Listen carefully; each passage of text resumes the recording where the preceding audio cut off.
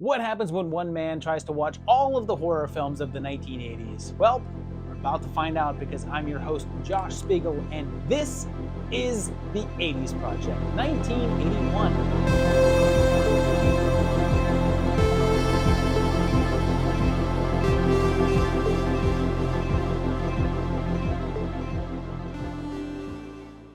We've now arrived at the one that I've been waiting for. This episode of the 80s Project is just chock full of some great stuff, considering that we've reached the October portion of the year. So, horror projects were coming fast and furious. But more importantly, this block contains one of my favorite films of all time. This block kicks off on October 9th with the film Tattoo, which is apparently not a spin-off film of Fantasy Island, but instead gives us Laura Dern's dad as a tattoo artist who refuses to be tempted by a young Cynthia Nixon who, even at around 15, was just such a Miranda. And he gets word that his abusive father has died. He's approached by someone from a fashion magazine and they want him to put temporary tattoos on some models for a shoot. And one of them is Octopussy, who Carl takes an instant liking to. When he meets her to start work on her, his obsession increases and they end up going out to dinner together. Things get heated pretty quickly and they start to see each other, but it's pretty apparent that Carl is a little kooky and vaguely stalkerish, and she starts seeing someone else, so he ups his level of creepiness. And the director here is Bob Brooks, who had a rather short career in the industry. He did a couple of TV episodes and a TV movie, but this would be his first theatrical feature, and would also end up being his last. After this, he only did a series of commercials until his passing in 2012. Carl eventually ends up kidnapping Mandy and tattoos her upper body against her will, which is something I didn't realize I should be paranoid about, but now am. And this was a troubled film, but not during the filming phase. In the time before release, the producer, Joseph Levine, decided to edit the film without Brooks's knowledge. It was also protested by women's groups because of the depiction of the violence towards women, and they made it a point of defacing the film's advertising. It was also greatly delayed in post-production, as it was intended to be released in late '80, and was instead postponed nearly a year until October of '81. Also, there's a sex scene between Dern and Adams, which Dern would claim was unsimulated, and that the two actually had sex. Adams refuted this, however, and stated that it was a standard fake love scene, which apparently hurt her reputation since studios saw her as being difficult and bad-mouthing the film that she was in. Although I don't know how true this is, since she played a Bond girl just 2 years later. The movie didn't do all that well upon release, getting mediocre at best reviews, and earned a Worst Acting Razzie nomination for Dern. And my rating on this one is a 2.5. It's fine and all, but it's a touch on the empty side, and it feels like we've seen this whole obsessive fan thing done better already. Its horror cultural significance is just a 2, since it was never really all that well known and didn't make an impact on the genre. I mean, it's more thriller than horror, really, but there are minor elements. Should you watch it? Maybe. It's not terrible or anything, but if you miss out on it, you're not missing a whole lot. I never loved anyone in my entire life. Our next entry changed the shape of horror forever, as well as my life, because on October 15th, the evil dead were unleashed onto this earth. It had its premiere in Detroit and then would play a number of festivals for the next year and a half before getting a wider release in April of 1983. It's the tale of 5 college students on their way to an old abandoned cabin in the woods, including Jerky Scotty and his girlfriend Shelley, bookish Cheryl, and innocent Linda, and of course Linda's boyfriend, Ash. Their plan at the cabin is to do a little of the old nis nis tu tu turin. Roughly translated, Means party down! Yeah! They end up finding a mysterious book in the cellar, along with a knife and a tape recorder, which they play and end up releasing the spirits in the woods. These spirits then decide to unleash a bit of chaos by doing a little awkward branching and then possessing the inhabitants of the cabin, pitting them against each other, with the only way to stop them being bodily dismemberment. And on the remote chance that you're not familiar, this is the work of Sam Raimi and his childhood friends. And one of those friends was Ash actor Bruce Campbell. And when they were younger, they shot a number of home movies together, including a short film called Within the Woods, a horror flick that would end up being the basis for The Evil Dead. Using that short, they were able to raise enough money from family and local businesses, like around $375,000, to produce a full-length version of their film, which was partially inspired by H.P. Lovecraft, hence the inclusion of the Necronomicon. They then rallied up a group of friends and headed out to the woods of Tennessee to shoot, finding a remote cabin that fit their needs. There were 13 crew members in total, all of which had to stay at the cabin while filming, and keep in mind in the movie that 5 people were smushed together in that little building.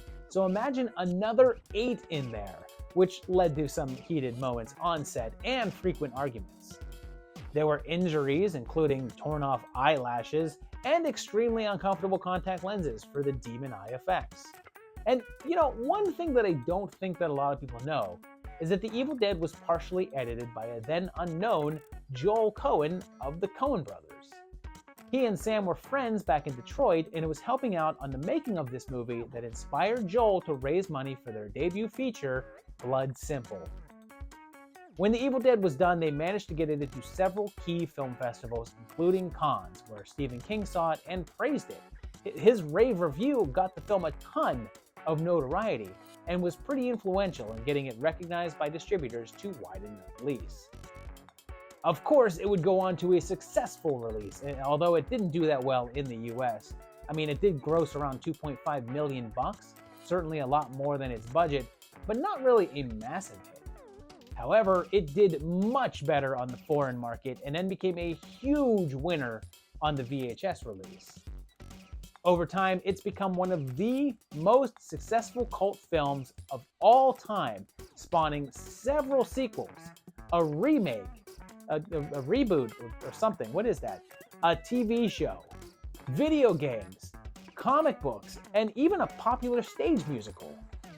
And my rating on it is a 5. This is one of my favorite films of all time. I love every minute of this. And it's one of the films I've seen the most in my life. It's a straight up low budget masterpiece.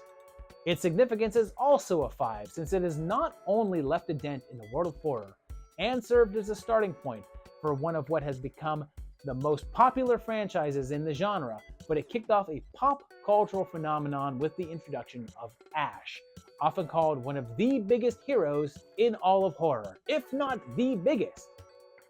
Should you watch it? Yup. Join us. We're gonna get you, not another peep. Kinda go to sleep. Our next entry could technically be put into 1982, since that's when it had a US release, but it came out in Mexico a touch earlier, on October 16th. And it's X-Ray, which was also known as the Hospital Massacre. It starts off back in 1961 at Susan's house, and I love that the movie just sort of expects us to know who that is. Oh, Susan. Everybody knows Susan. There's a couple of kids here, and we just saw little Susan in Bloody Birthday, and little Harry, who we also saw in Bloody Birthday. After crushing Harry's heart, literally, he kills little David by, I guess, putting his head in a hat stand. I do not know what happened here and how he pulled this off. It cuts to 19 years later, as Susan is now fully grown and has become noted Playboy legend Barbie Benton. She has a jerk ex-husband and a young daughter, and goes in for some tests at a hospital in which 1 year earlier a patient went on a murder spree. It seems like some shady stuff is going on there as we witness a doctor being killed by a masked man, followed by a janitor, accompanied by some very serious music. He's done in by putting his face in chemicals, which I guess makes a bunch of blueberry stick to his mug. There's then some red herrings in the mystery of Susan's X-rays. And the director on this one was Boaz Davidson, and he's had a pretty lengthy career. He directed a number of films in the 70s and 80s, including The Last American Virgin, but did his last film in 1997 before switching into producing. He's been ever since. This one is rather notoriously remembered for Benton's nude scene in the film, a rather comically drawn-out sequence in which the doctor examines her in a fashion that I'm not sure is proper hospital procedure. It's worth noting that Benton did a ton of TV and recurring spots on both The Love Boat, Fantasy Island, but has only appeared in 2 feature films, and this was the first of them. The only other film that she was to appear in was 1983's Deathstalker. There's also the odd inclusion of the 3 old ladies that Susan is forced to share a room with, who are basically like the Statler and Waldorf of the hospital, and whenever they appear, the movie swerves into surreal mode, especially because one of them is clearly a man. And quite a bit of this one feels like it takes place in some sort of dream world. Like, the mystery of it all is a little easy to figure out, particularly once you know the characters' names though. It feels like it's too obvious to be what's going on, but then it just ends up being exactly what you think. And I'm going to give this one a 3, since it has some really cool surreal stuff happening, and it's pretty visually unique, but it's a bit aimless with the plot and doesn't really seem to have much of a direction for the majority of it. Its significance is a 2 though, since it's pretty forgotten, although it gets a bit extra oomph for Benton. Should you watch it? I'd say yeah. I mean, I know that you're going to want to see that examination scene. But the receptionist downstairs said the 8th floor. This is the 9th floor. You better get out of here, kiddo. You're gonna get yourself the louse. 1 week later, on October 23rd, we'd have the release of the film Nightmare, which was also titled Nightmares in a Damaged Brain, which starts off with a bloody bang and has George here confined to a mental facility. Seems like when he was younger, he had some sort of traumatic incident that haunts him, but he's declared cured and released. Unfortunately, as soon as he's released, he goes to a peep show and breaks down, and heads down to Florida, where his wife resides with their 3 kids. On the way, he shows his psychotic tendencies are still present by stalking and then killing a random woman, and meanwhile, back in New York, his doctors take news of his disappearance rather well. I'm sorry. Susan has a new boyfriend that's either discount Tommy Chong or your friendly neighborhood Uncle Pete, one of the 2, and her son plays that most hilarious of childhood pranks, pretending like you've been disemboweled. George continues his hunt, and this one is from Romano Scavolini, an Italian who had previously mostly worked in X-rated entertainment, but also had done 1 or 2 mainstream works. Almost every aspect of this one would end up being mired in controversy. First up, the sheer amount of violence and sex in the movie would earn it an X rating, although Scavolini refused to cut down any of the contentious moments, saying that the film should be scandalous.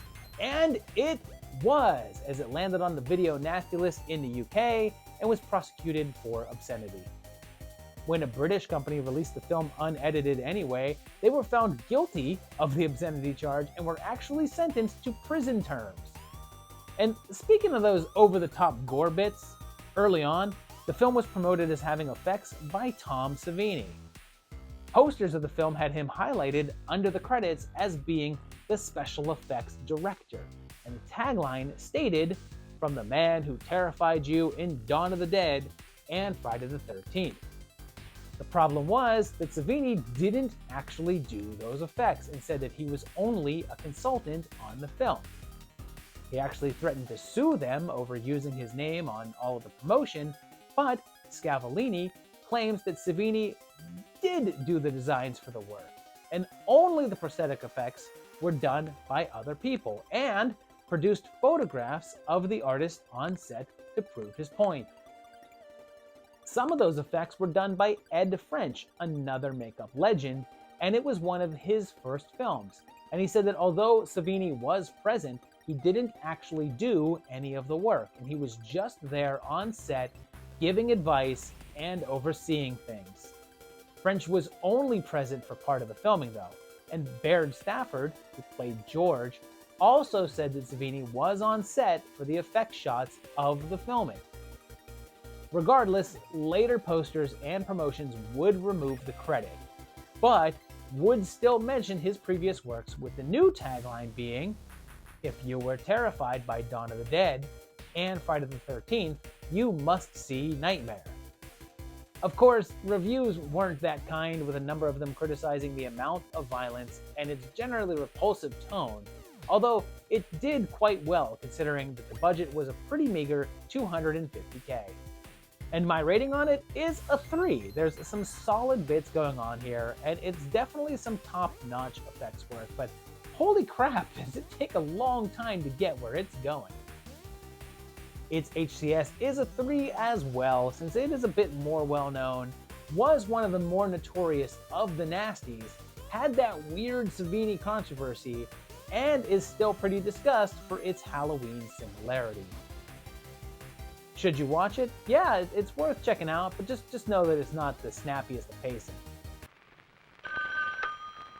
Kathy, took you so long to answer. Are the kids asleep? Kathy? Kathy? On that very same day, things got weird with The Pit. And it has a young boy named Jamie who's bullied, so he lures a jerky dude out into the woods and pushes him into a pit. It's in the title. He also gets into trouble with his teacher. All right, Jamie. Rub it off and go home. I'm just gonna hold my tongue there.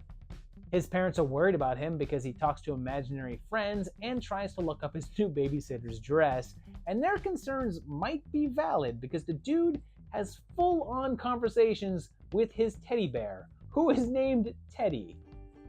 He also tells Sandy about his friends in the woods, a bunch of creatures in a pit that he calls the Tra-la-logs, or Trogs, and then forms a jealousy when he sees her making out with a guy friend. His obsession increases with him leaving her messages on mirrors, and he starts feeding the Trogs with meat, and eventually tricks one of the rude neighborhood girls in there, where she is promptly eaten. He starts finding other people to toss in there, taking us back to the intro scene, and this one is the work of Lou Lehman, who had a pretty short stint in the business. This marked his only directorial work, and before this, he had only served as a writer and music editor for TV shows, but he did write the script for the 1980 John Huston film, Phobia. It was written by a screenwriter named Ian Stewart and was the only thing he ever did in terms of film work, and he was pretty unhappy with how the film turned out. In his original version, things were much, much darker. Like, Jamie was younger and was only around 8 or 9 years old, and there were no actual creatures. The Trogs were simply a figment of his imagination. The film was more about a disturbed young boy's fantasy world as opposed to literally feeding people to monsters. When Lehman signed on, he aged up Jamie a few years and added quite a bit more humor into the storyline and made the monsters real. There's a novelization of the film entitled Teddy that sticks closer to the original screenplay and maintains the darker tone. It's pretty silly as it goes on, and as people just can't seem to avoid this giant pit. Like, it seems easy not to fall in, but people just do. And I'm going with a 3.5 on this one. I think it's a ton of fun, although I wouldn't have minded seeing the more cerebral version as well. Its significance is lower, though, at a 2.5. I mean, although it's certainly grown in cult status, it's still pretty unknown and didn't launch any horror careers.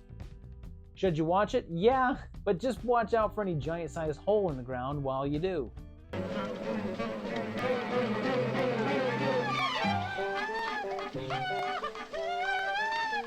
know you can't see.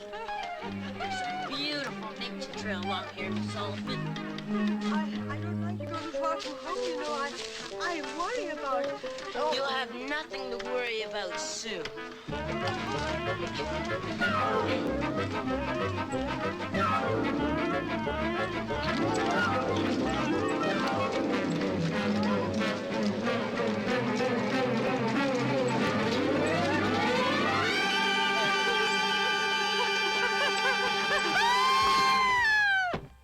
Here's one with an unknown release date, although it's marked as coming out in the UK in 1981, and it's Death Shock.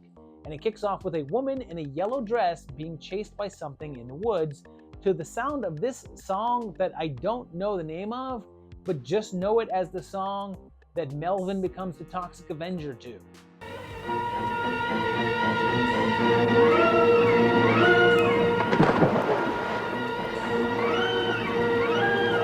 Turns out that it's a cult of naked people chasing her, and she's sacrificed. And we're then introduced to a group of people out in the country who are basically all having sex. They drive around and have conversations that I can barely make out, and it's not because of their thick accents, it's because the audio recording quality is so low that everything sounds muffled. Unless, of course, the monster wanted to stick something else into her. We all know what Marion likes stuck into her, don't we? Their car breaks down in the middle of nowhere, so they find a nearby house to hole up in where there seems to be a creepy guy, and they all retire to the rooms to, of course, have some more sex. And that's because this one was directed by Lindsay Honey and Bill Wright. But they're more known by their other names, Ben Dover and Frank Thring, long-running UK porn creators. And whereas there's no actual visible sex in this film, it seems pretty likely that the actors went the extra mile, and it's possible that an actual X-rated version of this exists out there somewhere. It was billed as sort of an adult parody of the Hammer films, although the hammer in this one is the penis. One of the only actors with any billing is Lindsay Drew, who did her fair share of adult work, but also did a couple of turns in some mainstream horror flicks like Lara the White Worm, and she was one of the actresses in the porn film within the film in American Werewolf in London. There's really no plot here, it's just a series of sexual encounters, and it's less than an hour long, and is barely horror. Like there's the cult aspect and a satanic thing going on, but that stuff doesn't really even come into play until the last 10 minutes, and even then, it's not much of the runtime. The most peculiar thing is that the ending is a sort of cliffhanger that proudly promotes the fact that Death Shock 2 is coming soon, which it never did, although I think that the world will recover from that injustice. And my rating on this one is a mere 1. It's not worth it, really. It's just a pornless porn film. Its significance is the same since no one knows this exists, and it's barely horror.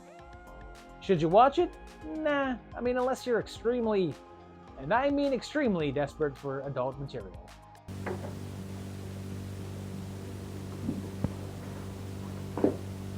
You know what to do.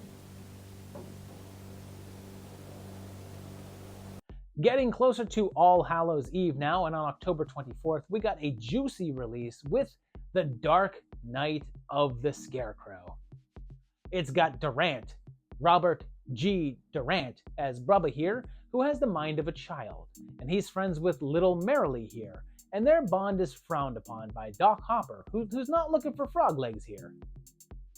His distaste is shared by the dick lawyer from My Cousin Vinny, and one day while playing, the little girl is attacked by a dog, and Bubba gets blamed for it.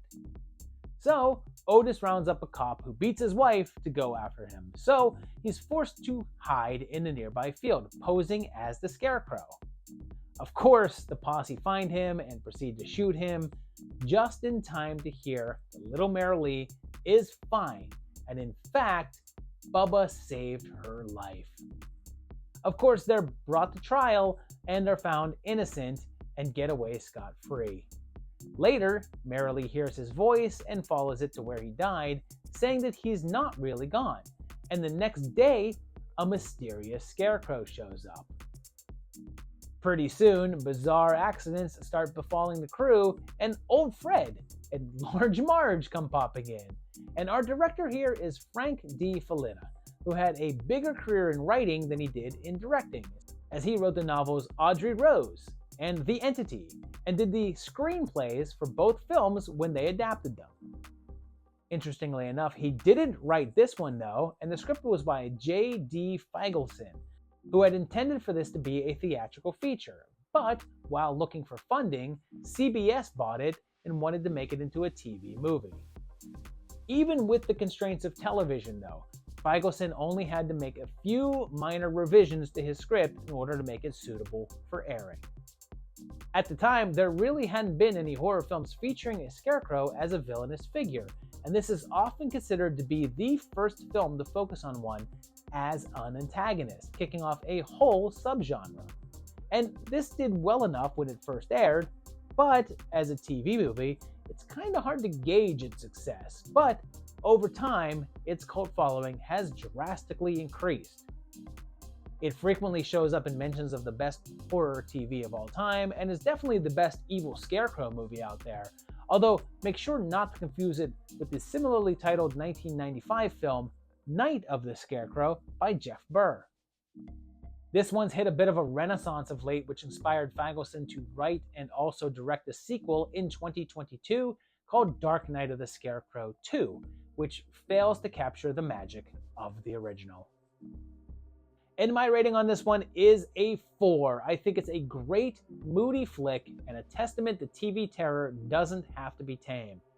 I just wish that the ending was a little stronger. Its significance is a 3.5 since it features a pretty solid roster in front of and behind the camera, and made Scarecrows spooky in cinema. But it still just hovers in that cult world, and never reached any sort of mainstream fame. Should you watch it? Do it. Make Bubba proud.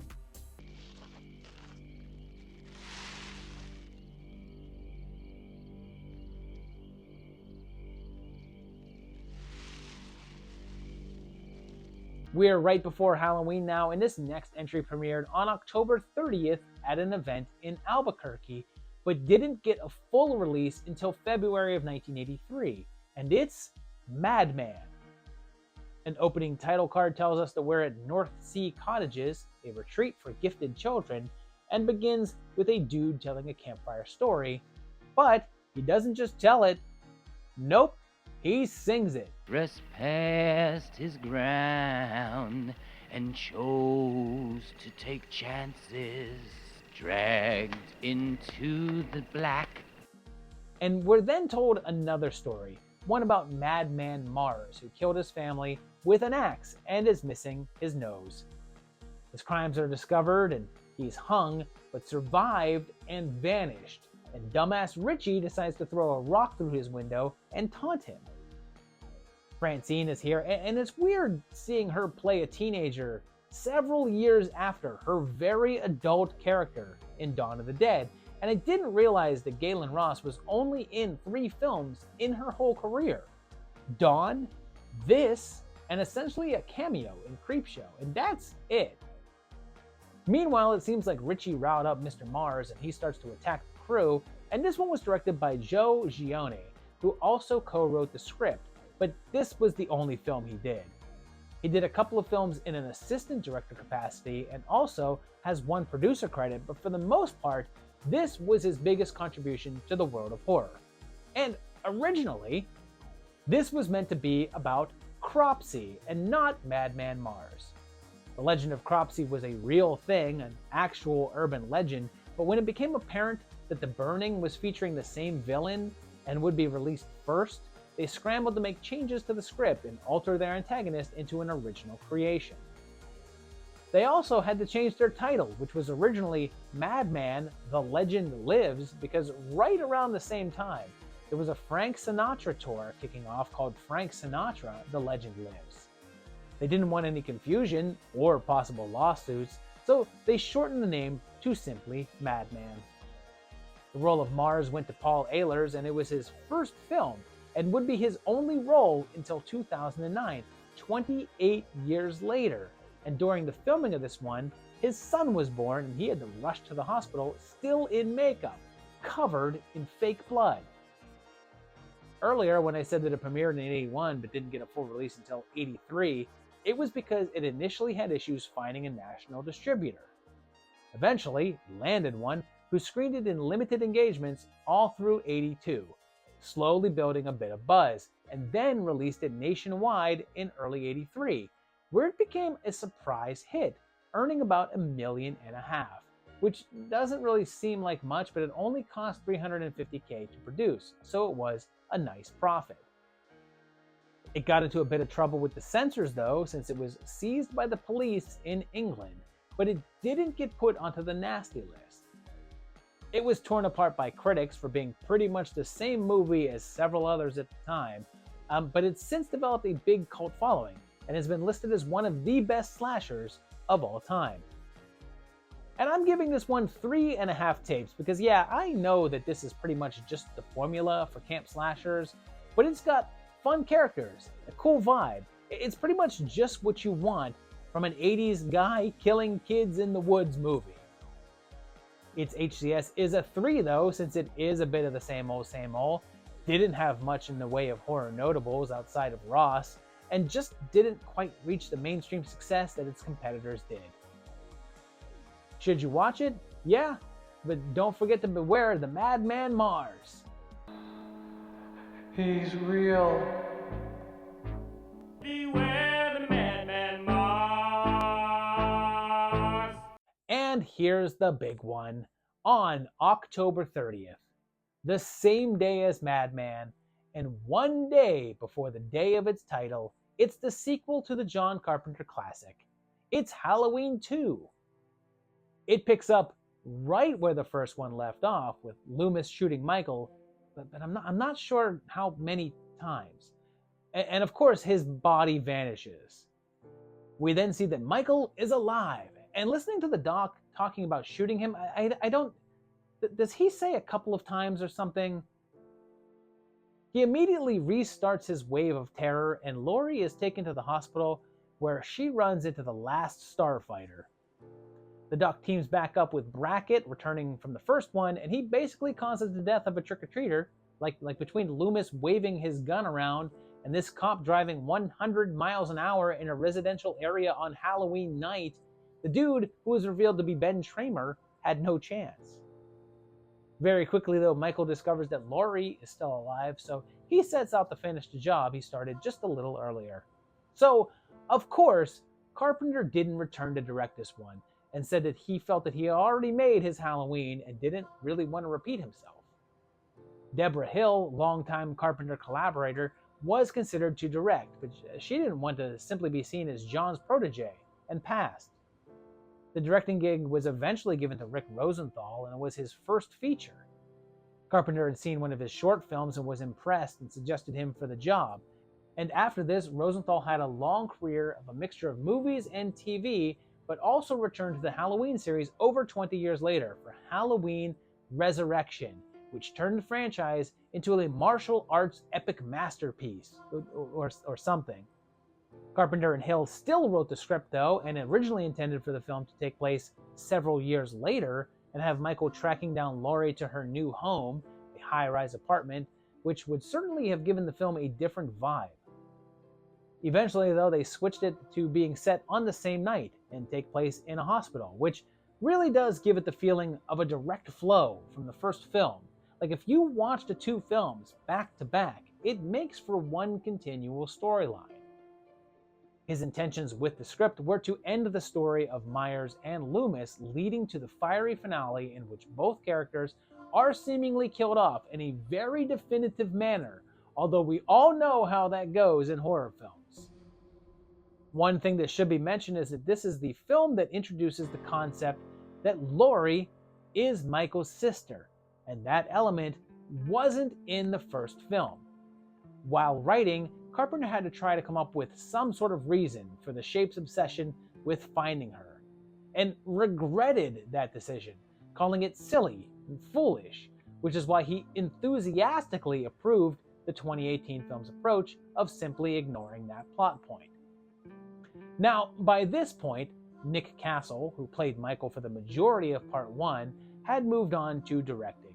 So they had to recast our killer, and Dick Warlock stepped into the role. And the mask is actually the same one, even though it looks somewhat different. But that's simply because the shape of Warlock's head filling it out differently. It also has the return of Nancy Stevens as Marion Crane, expanding on her role from the first one. And there's also a blink and you'll miss it cameo from Dana Carvey in this. And originally he had a slightly bigger part, including lines, but his other scene was cut. It doesn't appear to exist anymore, or was possibly never shot. The budget was drastically increased since the first film cost less than $500,000, and this went up to $2.5 million, and did pretty well in its run. Although it didn't make nearly what the first one did, it scared up around $25 million. And keep in mind, this was from an era where sequels were expected to make less than the originals, as opposed to increasing. It got some additional scrutiny when, in 1982, a man murdered an elderly couple and claimed that he did so because of hallucinations that he experienced after watching Halloween 2, although I think it was more the influence of the PCP in his system than anything else. After the trial, of course, horror critics tried to use this to put harsher bans on them and try to put more restrictions, a common theme in the 80s. And my rating on this one is a 4. I think it's a solid sequel, and I love that it feels like a direct follow-up to the first film. It's kind of just more of the same though, so I can't really rate it any higher, but it's still pretty awesome. Its significance is a little higher at a 4.5 since it's part of one of the biggest franchises in horror, is one of the most well-known sequels of all time, featuring most of the cast of the original, started Rosenthal's career, and it's Halloween 2. Should you watch it? You already have, but go ahead and do it again. I shot him 6 times. What? I shot him 6 times. Come on. I shot him 6 times. So there you have it, October of 1981. A lot of really good entries in this particular block, but only one that stands out for me as being heads and shoulders above the rest, and that is the original Evil Dead. It might end up being my number 1 for the year. It'll be interesting to take a look at. Let me know your favorite down below. I want to hear of this block, which was your favorite. Maybe it was Halloween 2. Maybe it was Dark Night of the Scarecrow. I don't know. I want to hear that down below. Also, let me know if you liked this video by hitting the like button. Let me know if you liked this show by hitting the subscribe button and hitting the bell so that you know when new episodes of it air. And you can also let me know that you like it by going to patreon.com/movietimelines and helping to support this channel, which you can do for as little as $1 a month. Honestly, whatever helps keep this going, because I'd like to keep it going. I'd like to keep on going all the way until 1989, right here on the 80s Project.